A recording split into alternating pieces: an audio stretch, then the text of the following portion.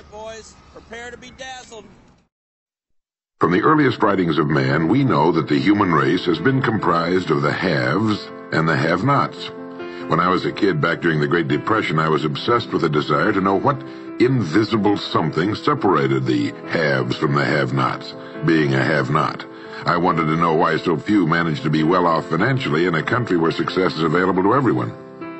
For example, in checking the Statistical Abstract of the United States, published by the Bureau of the Census, I discovered, just lately, that only 10% of the men in this country, 65 years of age and older, have incomes of $6,000 or more a year.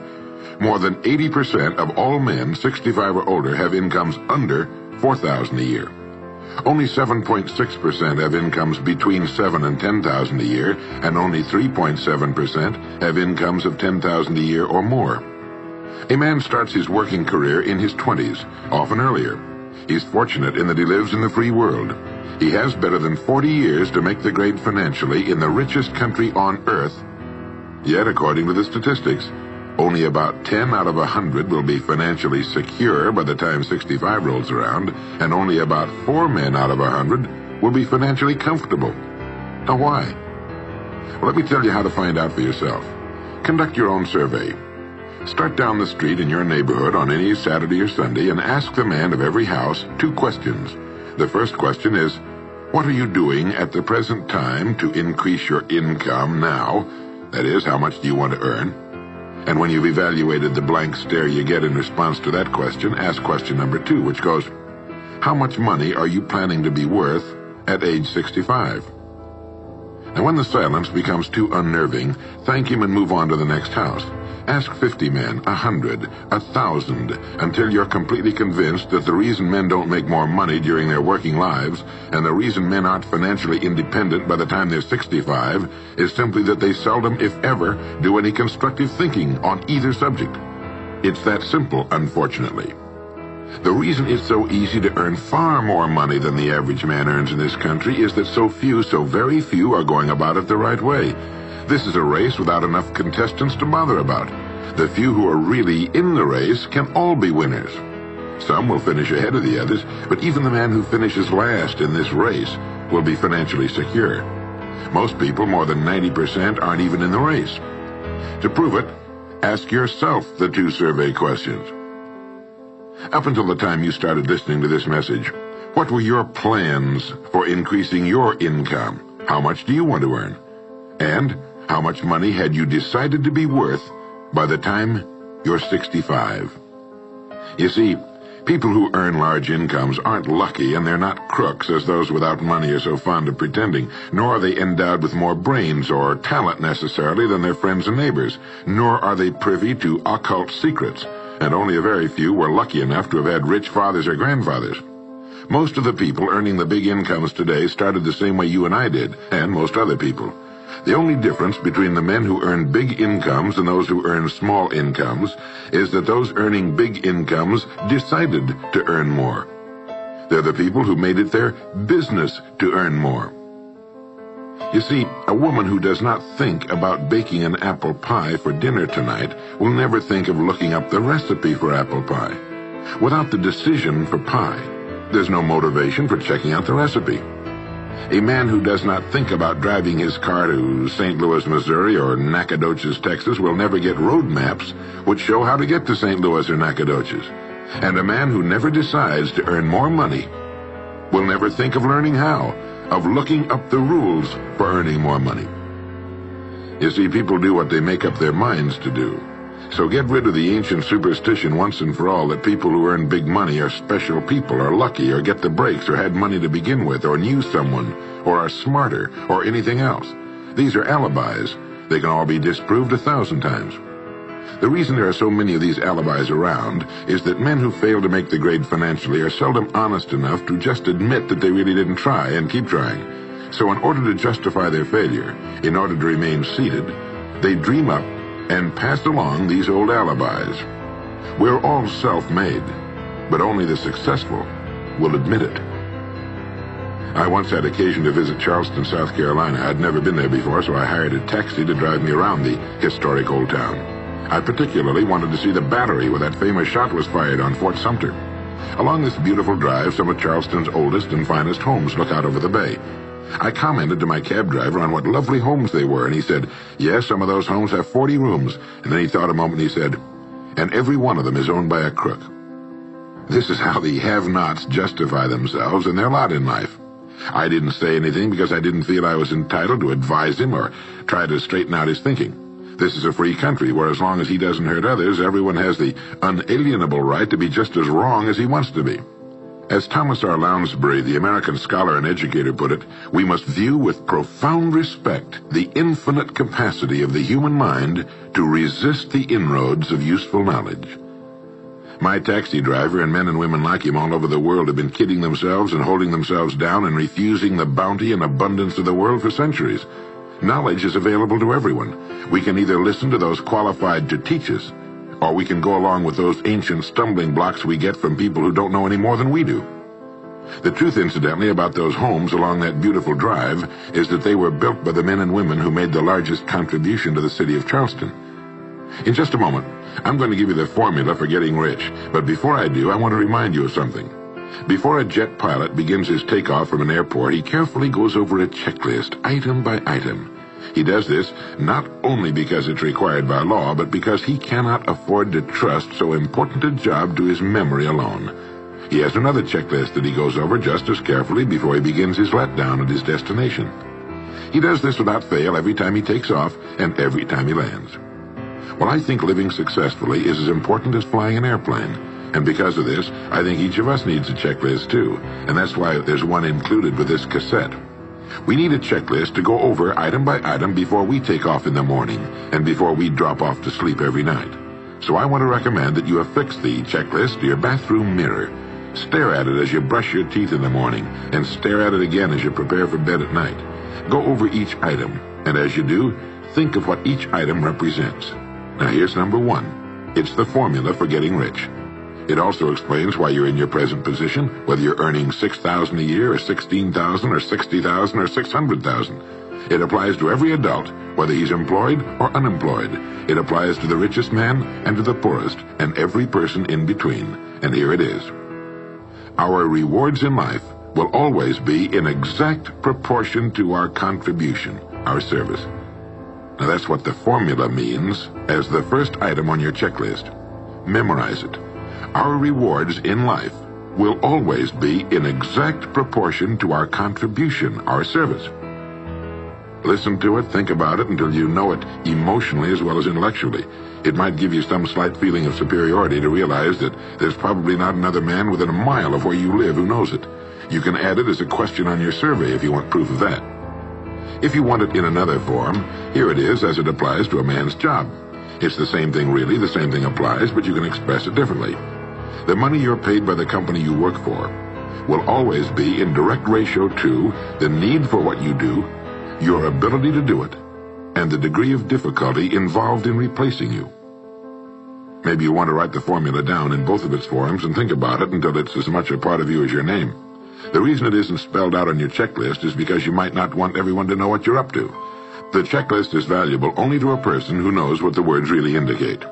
All right, you've got the formula. As you think about it, its meaning will become clearer to you. With the formula, there are two rules which must be applied to properly use it. This formula, together with the two rules, is your recipe or your roadmap to earning all the money you really want. Now let's take a look at item number 2 on your checklist. And I'm serious about your putting this checklist on your mirror. You'll notice it's pressure sensitive. Item number 2, the gold mine. The Pulitzer Prize-winning playwright Archibald MacLeish in his play The Secret of Freedom wrote, "The only thing about a man that is a man is his mind. Everything else you can find in a pig or a horse." Strong words, aren't they? But as long as you live, you'll never hear a truer statement. The key to every human being's success lies in his mind, the gold mine between his ears. One idea can make you rich. A lot of good ideas can move you steadily upward in the work you do, and ideas are free. Now just think, there's nothing now being done commercially that will not be done better, much better in the years ahead. Next year's homes and most of what's in them will be better than this year's. Next year's cars will be better. Next year's manufacturing, distributing, marketing, and selling and advertising should be better. Nothing is now being done as well as it must be done in the future, and every innovation, every new improvement will be somebody's brainchild. Now, what's your specialty? How many good ideas have you come up with during the past year? If you continue on as you have in the past, where will you be and what will you be earning, say, a year from now, 5 years from now? Every day of our lives, we walk or drive by more opportunity than we could develop in a lifetime, in 50 lifetimes. Back in the 20s, Sinclair Lewis wrote that you can kidnap a man, blindfold him, take him to any city in the country with a couple of notable exceptions, put him in a chair in the downtown area, take off his blindfold, and he could sit there a week and not be able to tell you what town he's in. The streets are all alike. The buildings are all alike. The businesses all look alike. This is still largely true today. The reason for this being that most businessmen in this country are playing a game called follow the follower. If a man goes into business, no matter what line it happens to be, the first thing he does is make certain that his place of business, outside and inside, looks exactly like every other place of business of that type in the country. Do you know why? It's because he's been playing copycat since he was a year old and does it without thinking about it.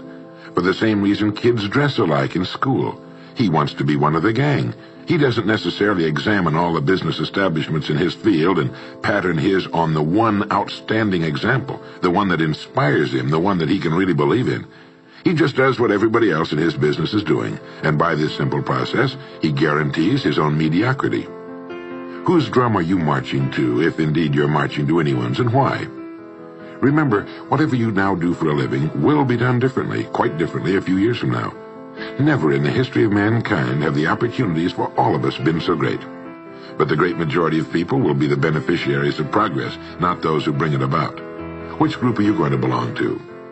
If you want to be a contributor, not just a beneficiary, here's the first rule. It appears on your checklist as the gold mine. So, think. Think deliberately and with a purpose. Use the gold mine between your ears. Begin by thinking at a special time every day. Back during the Depression, a New York lumber dealer was growing rich while other lumber dealers were going broke.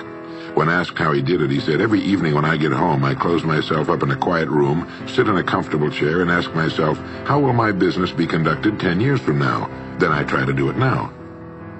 Instead of competing with every other lumber dealer, which is what they were doing, he was creating.